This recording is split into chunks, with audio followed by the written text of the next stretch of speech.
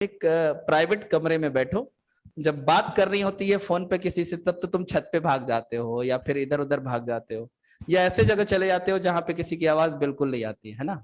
और जब पढ़ने की बात है तो तुम सबकी आवाज सुनाओगे, मतलब ये प्रूफ कर रहे हो घर वालों को कि देखो मैं पढ़ रहा हूं बैठ के, है ना। और उस समय छुप छुप के बातें करते हो, क्या ये सच्चाई है? तो कोई वो देखो, नो सर। यही रियलिटी है दोस्त।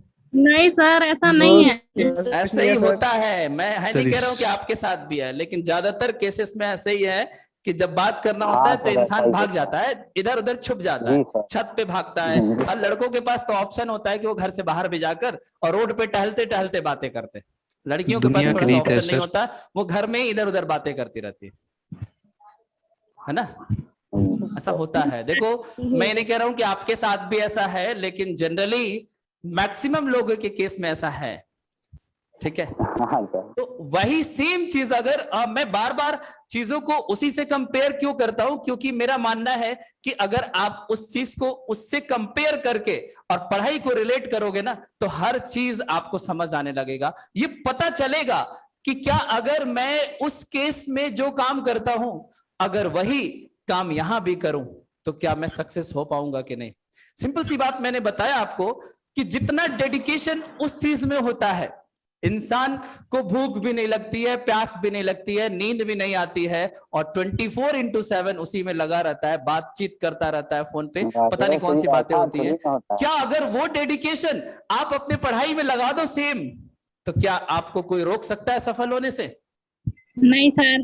फिर फर्क कहां है? पढ़ाई से प्यार कर लो ना और वो पूरा डेडिकेशन दे दो। उसमें आपने देखा होगा ना कि लोग सुबह 3 बजे 4 बजे तक बातें करते हैं और सामने वाला पूछता है कि आपको भूख लगी क्या, तो कहता नहीं भूख लगी नहीं। 3 बजे तक खाना खाया नहीं खाया, नींद आ रही है नहीं आ रही, नींद ही नहीं आ रही, जगा हुआ है। बट पढ़ाई के केस में ऐसा होता ही नहीं है। आप सेम डेडिकेशन लाओ ना कि जब आप पढ़ने बैठो तो आपको ना भूख लगे ना प्यास लगे ना आपको नींद आए, बस सिर्फ और सिर्फ पढ़ाई दिखाई दे। इतना प्यार करो अपनी स्टडी से, फिर देखो आपको सफल होने से कोई नहीं रोकेगा। चलो खैर, आप ज्यादा समझदार हो, बातों को समझो, बच्चे तो नहीं रह गए। अब बात करते हैं कॉन्सेप्ट नंबर 3 की। और मुझे बताओ कि आप लोग को ये सारे कॉन्सेप्ट समझ आ रहा है कि नहीं? अच्छे से बताओ। Yes sir.